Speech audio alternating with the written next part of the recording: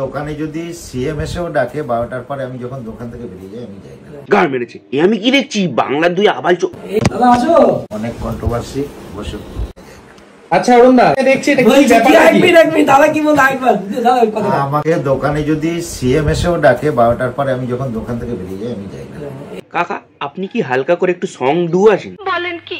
শাড়ির দোকানে গিয়ে কন্ট্রোল না করতে দিদি আর আমি মানে সেই নাচ করলাম, শখের দিদি আর আমি। নাচটা কেমন ছিল একটু কমেন্টে বলো তো বস। মানে কি নেমন্তন্ন করতে এসছে নাকি আলবাল ঝাল করে ভিউ কমাতে এসছে? আপনি ধরতে পারবেন না।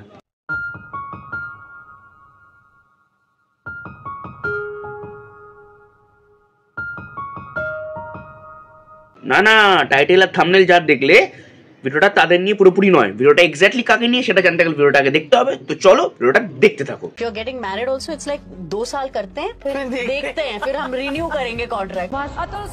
अतुल सुभाष सॉफ्टवेयर इंजीनियर अतुल सुभाष की मौत पर দেখো এত বড় কাণ্ড ঘটে গেল, কারো কোনো ভূক্ষেপ নেই। কেন?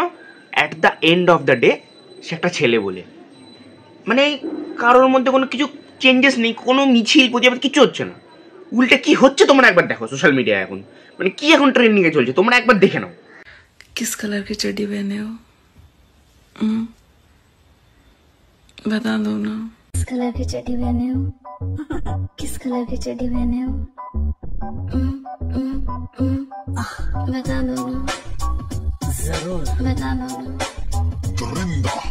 आज पहनी है लाल कल पहन के ब्लू। দেখো মরা দেখো পুরো বাবা চোদের মতো মুখটা করেছে। আমি বুঝতে পারি না মরা এট এন্ড অফ দ্য ডে তোরাও তো ছেলে নাকি ঝামিয়া? আরে ভাই কি চলছে সেটা নিয়ে একটু কথা বলবি কোথা? হ্যাঁ তুই ইনভাইট করতে গেছিস আমি মানছি, ইনভাইট কর, সুস্থভাবে ইনভাইট কর, চলে আয়।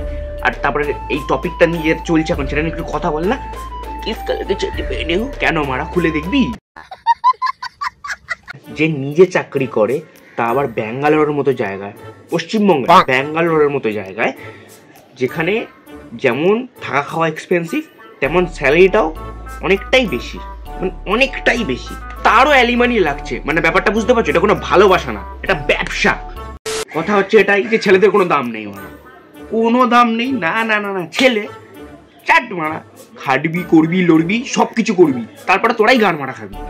এটাই হচ্ছে ছেলেদের মানে প্রধান কাজ। ধরো কোনো ছেলের ব্রেকআপ হলো, সে কোনো স্ট্যাটাস স্টোরি দিল যে আমার আজকে ব্রেকআপ হয়ে গেছে, আমি খুব দুঃখে আছি। সেখানে সমাজ, পাবলিক, বন্ধু বান্ধব, বান্ধবী, টিচার সবাই বলবে 3-4টা প্রেম মারা, ওই জন্য মারা খাও, খাও আরো মারা খাও, খানকির ছেলে খাও মারা, এটা বলবে। কিন্তু যদি কোনো মেয়ে কোনো স্ট্যাটাস দেয় বা স্টোরি দেয় আজকে আমার ব্রেকআপ হয়েছে, সেও আমাকে বুঝলো না, সেই মুহূর্ত থেকে মানে তার মৃত্যুর আগের মুহূর্ত পর্যন্ত তাকে যে কত লোক বুঝবে কোনো আইডিয়া নেই। মানে তার চ্যাট লিস্ট যা যা লিস্ট হয়, লিস্ট ফেটে বেরোবে। সঠিক বলেছেন। এত কমেন্ট, এত মেসেজ, কি হয়েছে, আমি থাকবো পাশে, তোমাকে বুঝবো জানবো। মানে তখন যদি ওই ব্রেকআপ হওয়ার ছেলেটাই সিনটা দেখে তার মনে কি হবে? মেয়ে কে মার যাও, মেয়ে মাদার চৌধু জয়দার আয়া হো। কথা কি ক্লিয়ার না ভেজাল আছে? এইবার আসি আইনের কথা। এই দাঁড়া দাঁড়া দাঁড়া, তুমি কি শুনছো? পকেটে টাকা আছে?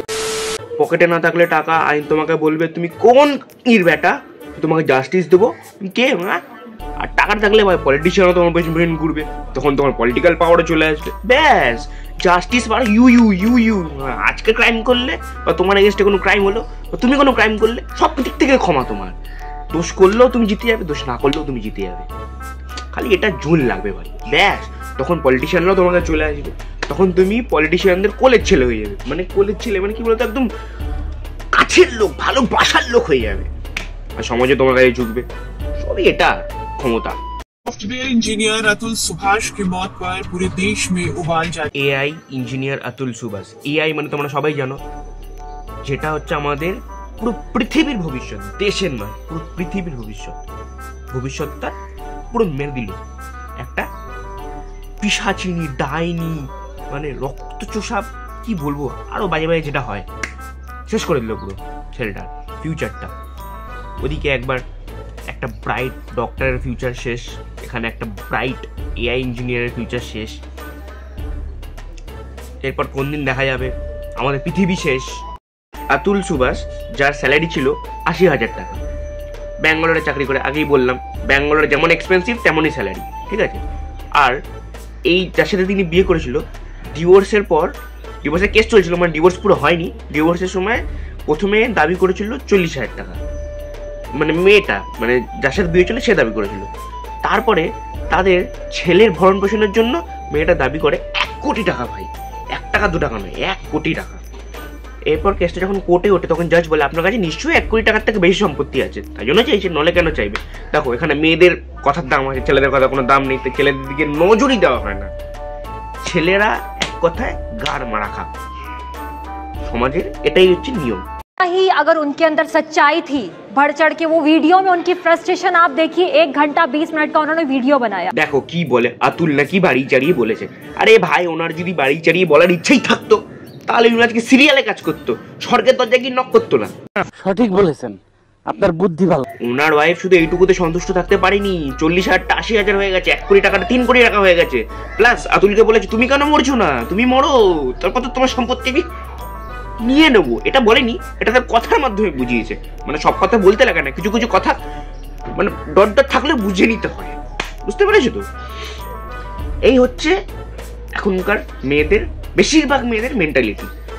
মানে মেয়েদেরকে যত ফ্যাসিলিটি দেওয়া হচ্ছে, যত ফ্রিডম দেওয়া হচ্ছে, তারা সেটার সৎ ব্যবহার করছে না, তারা সেটা অসৎভাবে ব্যবহার করছে। মানে ছেলেদেরকে ডমিনেট করার চেষ্টা করছে।